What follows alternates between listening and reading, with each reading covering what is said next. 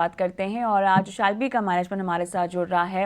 Health care sector की इस company की 1994 में शुरुआत हुई है, जो आज 15 हॉस्पिटल्स के चेन की शक्ल ले चुका है। 7 राज्यों में शालबी के हॉस्पिटल्स मौजूद हैं और हाल ही में कंपनी ने गुरुग्राम के हीलर्स हॉस्पिटल्स का अधिग्रहण भी पूरा कर लिया है। और इस अधिग्रहण के साथ कंपनी ने अपने बिजनेस मॉडल को लीज मॉडल से ओनरशिप मॉडल में शिफ्ट कर लिया है।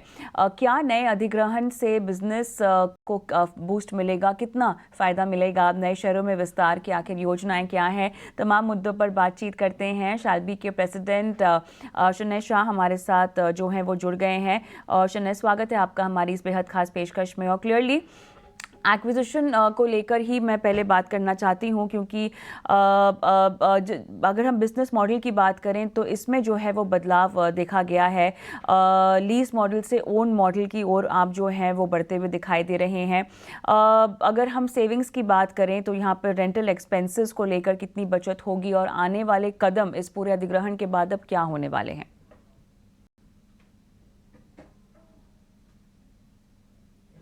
Sure. First of all, thank you for having me.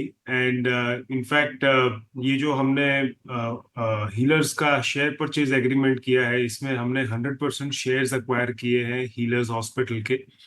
ये जो एक्विजिशन है, it is basically a mix of internal accruals as well as bank funding. And basically जो है, हम आज की तारीख में ये जो दिल्ली का एक्विजिशन है, इसमें दो भाग है। एक तो हमने जो ऑपरेटिंग कंपनी जनवरी में ली थी, पीके हेल्थ केयर, वो है। और ये जो अभी एक्विजिशन किया हीलर्स एसेट का, तो बेसिकली हीलर्स में एसेट है कंपनी का, लैंड है, बिल्डिंग है। एंड आज की तारीख में एक अग्रीमेंट था between PK health care and Healers of a fixed rental, and that fixed rental was very high. So basically, it was in the tune of between 8 to 10 crores per annum. And assuming कि जैसे आपने कहा कि 25 years का इसका contract है, तो the company with an escalation every 3 years there was an escalation in price. तो वो escalation को गिन के हम लोग ने गिनती की थी कि 350 करोड़ के ऊपर कंपनी का आउटफ्लो होता 25 साल में, और एसेट भी बाद में नहीं मिलती अगर ये जैसे चल रहा है वैसे चलता। तो ये एसेट हमने ली है 104 करोड़ में। इससे सारे शेयर होल्डर का बहुत ही बड़ा फायदा होने वाला है compare to the fixed rentals जो हम पे करने वाले हैं। शनैय, ये बताएं कि अब इस एक्विजिशन के बाद अगर डेट पोजीशन की बात करें जो बुक्स पर होंगी, तो वो क्या है, और क्या और एक्विजिशंस के आपके कोई प्लान हैं? किस तरह से आपको एक नंबर जो कि कंफर्टेबल होगा वो आप बताना चाहेंगे?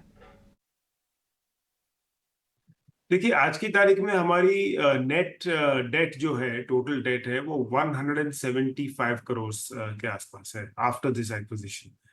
तो अगर हम देखें हमारी टोटल कंपनी की इक्विटी, शेयर होल्डर्स इक्विटी, तो that is more than 1,000 crore. Also अगर हम देखें हमारा एनुअल एबिटा जो FY25 में एक्सपेक्टेड है, is going to be around 250 crore. So basically, from the debt to equity perspective, we are at 0.2, less than 0.2.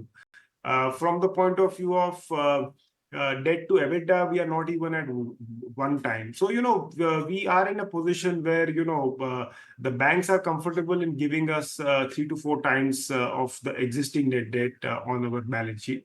But हम मानते हैं कि basically up to 3 times EBITDA, we should be able to comfortably go as a company.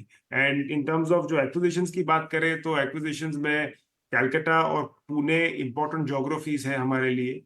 तो यहाँ जो opportunities आती है, इसे हम स्काउट कर रहे हैं। दीज आर ऑल जो कहते हैं 150 to 300 बेड्स के बीच में जो हॉस्पिटल्स ऑलरेडी ऑपरेशनल है, उसी को हम ज्यादातर इवेल्युएट कर रहे हैं। शनैय, गुरुग्राम के हॉस्पिटल को एक्वायर करके कुछ समय हो चुका है। इनिशियल रिस्पॉन्सेज के बारे में क्या कोई जानकारी दे पाएंगे, और फुटफॉल और ऑक्यूपेंसी लेवल्स को लेकर कोई आंकड़ा जो आप साझा कर सकें? देखिए, इसकी जो खासियत है ये है कि ये 70% इंटरनेशनल बिजनेस करती है। एंड इंटरनेशनल बिजनेस में जैसे आप जानते हैं, आरपॉब्स बहुत ज़्यादा होते हैं। तो बेसिकली उसका शेयर होल्डर्स को बेनिफिट होगा। ऑल्सो ये जो कंपनी काम करती है ये high and quaternary care work बहुत बड़ी मात्रा में करती है, जैसे कि बोन मैरो ट्रांसप्लांट है, किडनी ट्रांसप्लांट है, लिवर ट्रांसप्लांट है, among all the other high and work जो वहाँ पे होता है। तो ये सब जो चीजें, जैसे for example bone marrow transplant है, इसमें बेसिकली शेल्बी ग्रुप की बाकी हॉस्पिटल्स में भी बड़ा बेनिफिट हो सकता है इसका, कि हम ये जो पूरा बोन मैरो ट्रांसप्लांट प्रोग्राम है वो हर जगह, बाकी सब जगह हमारी बाकी हॉस्पिटल्स में लॉन्च कर सकते हैं।